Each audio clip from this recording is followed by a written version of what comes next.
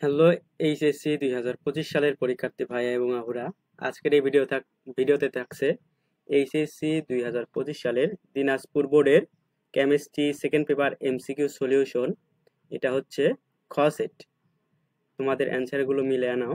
1-এর খ, 2, ঘ 3, গ 4, গ 5, গ 6, ঘ 7, ক 8, ক 9, ক 10, খ 11, ক 12, ঘ 13, খ 14, ঘ 15, ক 16, গ 17, ক 18, গ 19, গ 20, ক 21, ঘ 22, খ 23, ক 24, গ 25, ঘ।